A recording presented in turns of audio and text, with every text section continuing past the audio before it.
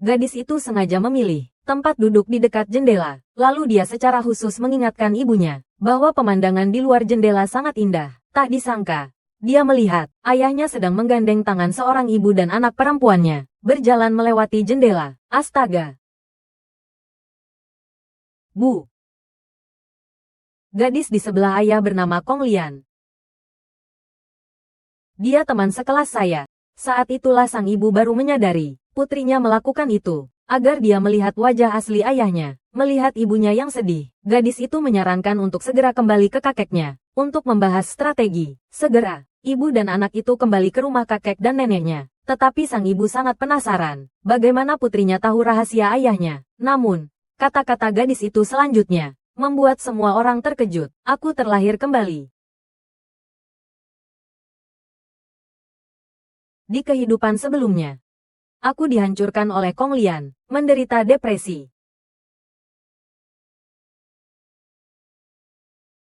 Dan musim semi tahun depan, kakek dan nenek akan meninggal karena kecelakaan mobil. Pada saat itu, ayah telah menguasai perusahaan, membawa Xiao San dan anak perempuan haramnya untuk memaksa ibu untuk bunuh diri, mengusirku dari rumah, tertabrak mobil. Sebelum mati, aku bertemu seorang guru besar. Dia berkata karmaku mungkin telah ditukar. Sekarang aku curiga adalah ayah yang berkolusi dengan mereka, menukar karmaku. Setelah mendengarkan kata-kata putrinya, sang ibu langsung marah besar. Segera meminta kakeknya mengusir ayahnya dari perusahaan. Tetapi gadis yang telah mengalami hidup dan mati langsung menghentikan ibunya. Lagi pula, ayah memiliki niat buruk sejak awal. Bertindak gegabah, tidak akan bisa mengalahkannya dalam satu pukulan. Selain itu, juga tidak dapat membalikkan nasibnya yang telah ditukar. Tetapi Taois itu pernah berkata, ingin berhasil membalikkan takdir, juga bukan hal yang mudah. Mereka harus membiarkan gadis itu mengalami berbagai macam kesulitan, lalu mengurangi keberuntungan, sehingga mentalitasnya terpengaruh. Barulah sukses jika amarah meledak. Asalkan gadis itu memanfaatkan setiap rencana mereka, maka dia akan berhasil merebut kembali takdirnya. Setelah berdiskusi, gadis itu memutuskan untuk kembali ke sekolah dulu. Dia ingin melihat gadis licik itu. Langkah selanjutnya ingin menyiksanya seperti apa. Benar saja. Begitu tiba di sekolah keesokan harinya, antek-anteknya datang mencarinya. Wah, Renran masih rajin sekali ya. Hei, katamu Renran dan Lian-Lian kita. Siapa yang lebih hebat? Tidak tahu ya. Hei, bagaimana kalau Lian-Lian kita bertaruh dengan Renran? Bagaimana? Siapa yang mendapat nilai tertinggi di jurusan? Orang itu menang. Orang yang kalah mentraktir seluruh kelas liburan akhir pekan 2 hari. Bagaimana? Oke.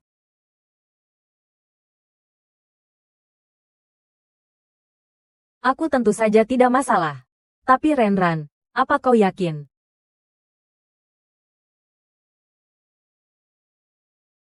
Oke. Kalau begitu ujian jurusan akan menentukan pemenangnya. Hei, dua nona muda, mentraktir seluruh kelas liburan akhir pekan 2 hari. Apa menariknya? Kalau mau mentraktir, traktir seluruh jurusan. Baru seru. Betul, betul. Oke, kalau begitu seluruh jurusan. Kong Lian, kau ingin dengan menyatakan dirimu sebagai gadis kaya dan cantik, siswa berprestasi, untuk memantapkan pijakan di sekolah, menarik hati orang. Aku tidak akan membiarkanmu mendapatkan apa yang kau inginkan. Aku juga tidak masalah. Renran, kali ini aku akan menginjak-injakmu di bawah kakiku, Pak Satpam. Urusan aku bertaruh dengan Renran, Anda pasti sudah dengar, kan? Aku ingin kau menjual soal ujian di depannya. Ini 100.000.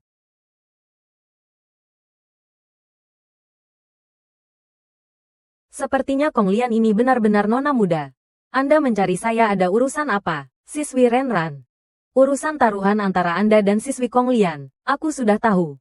Kemudian dia mengeluarkan satu set kertas ujian, dengan tanpa malu-malu mengatakan, bisa dijual ke gadis itu. Namun hatinya sangat gelap, sekali buka mulut meminta 3 juta, terlalu mahal.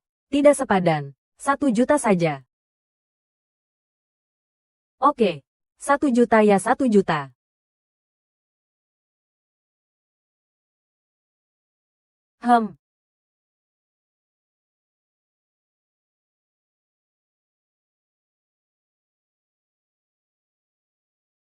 Halo, Kepala Sekolah Li. Saya Renran. Baru saja, Satpam yang bertugas menjaga soal ujian, datang ke rumah saya, memanfaatkan soal ujian, meminta 1 juta dari saya. Saya curiga dia akan melakukan hal yang sama. Saya sarankan Anda mengganti soal ujian kali ini. Baik, saya mengerti.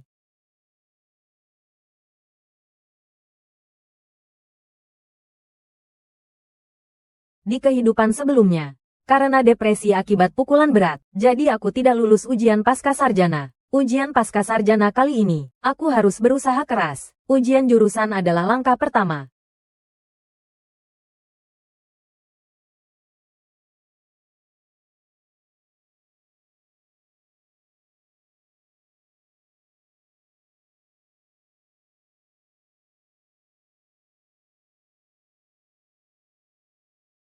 Juara kedua, peringkat kedua.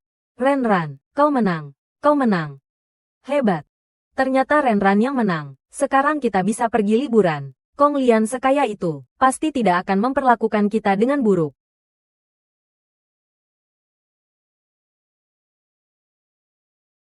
Selamat ya.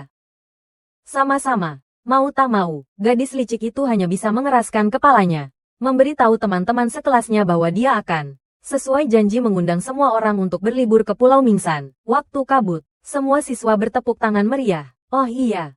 Aku mau tanya untuk teman-teman sekelas. Kapan kau akan menepati janjimu?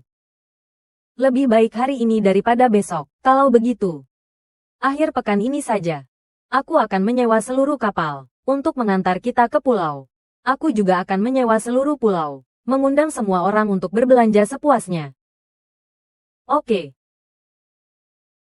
Bagus sekali. Hebat sekali. Lapar sekali. Semua orang lihat cepat. Dalam postingan yang mengungkap skandal di jaringan sekolah tersebut, ada rekaman Satpam menjual ke Renran soal ujian. Ini terlalu mengejutkan. Aku bilang juga apa? Bagaimana Renran bisa meningkat pesat? Ternyata dia curang. Lian-lian kita seharusnya juara kedua. Rekaman tidak bisa membuktikan apa-apa. Siapa tahu ini editan jahat.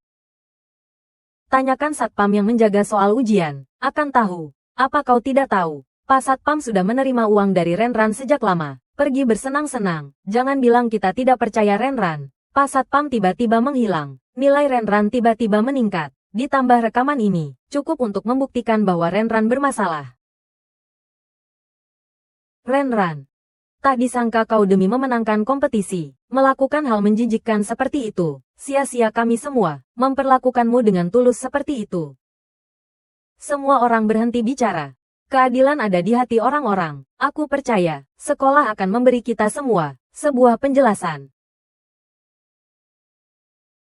Bagus sekali perkataannya. Kalian ini benar-benar memiliki rasa keadilan yang tinggi. Dan saat ini, gadis licik itu sudah benar-benar tenggelam dalam kegembiraan kemenangan, tidak bisa melepaskan diri, sama sekali tidak memperhatikan perubahan emosi gadis itu. Masih dengan bangga bertanya kepada gadis itu, kali ini, aku menetapkan biaya liburan agak tinggi, perlu dikurangi sedikit tidak, pantas saja mencontek. Ternyata karena kau tidak punya uang, tidak punya uang. Jangan bertaruh dong. Renran, apakah keluargamu sedang kesulitan? Kalau ada, aku bisa membantumu. Kita semua teman sekelas. Tidak apa-apa. Kau mau lihat ke belakang? Aku bisa menjualkanmu soal ujian. Berapa banyak uang yang kau inginkan? 3 juta. Oke. Halo, Kepala Sekolah Li. Baru saja, Satpam yang bertugas menjaga soal ujian datang ke rumah saya, memanfaatkan soal ujian, meminta 1 juta dari saya. Saya sarankan Anda mengganti soal ujian kali ini.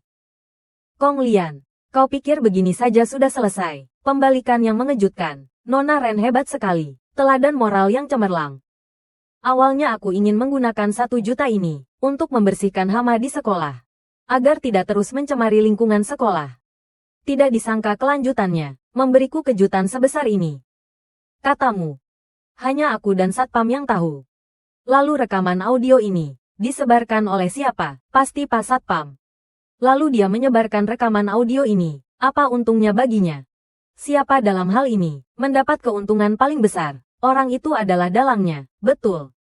Kalau saja rumahku tidak ada CCTV, maka meskipun aku terjun ke Sungai Kuning, aku juga tidak akan bisa membersihkan namaku di sini. Aku ingin mengatakan kepada orang itu bahwa orang yang telah menargetkanku satu hal, berbuat jahat pasti akan menuai balasannya. Semoga kau menjaga dirimu sendiri. Maaf ya, tamu ini. Tetap saja kau yang mentraktir.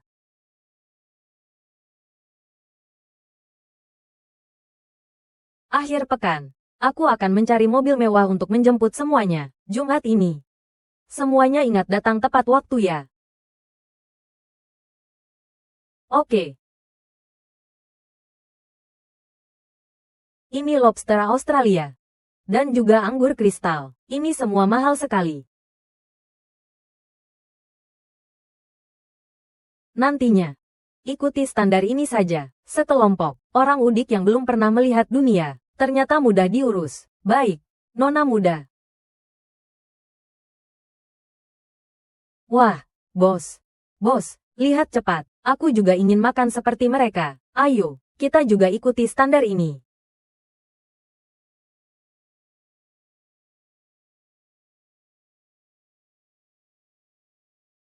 Renran, kau benar-benar tidak tahu malu. Berani-beraninya makan hidangan mewah di sini. Makanan lezat ini kami saja tidak berani memesan. Bagaimana kau bisa tega? Kok dia cuma memberiku makanan mewah? Tidak memberimu makan, kau. Lian-lian baik kepada kami. Kau malah semakin kurang ajar. Benar-benar tidak tahu malu. Sudahlah. Xiao Qing, Renran baru pertama kali datang ke hotel semewah ini. Wajar kalau sedikit tidak bisa menahan diri. Orang udik. Bukankah nona muda Kong kalian yang bilang sendiri, semua orang bebas berbelanja? Dia menanggung semua biayanya. Kenapa sekarang marah sekali? Masa makan hidangan mewah sekali bisa membuat nona muda Kong kalian bangkrut? Lelucon. Hotel ini semua milik Lian-lian kami. Kau bisa menghabiskannya. Dia mengizinkanmu makan makanan sebaik ini. Itu adalah anugerah untukmu. Nona muda,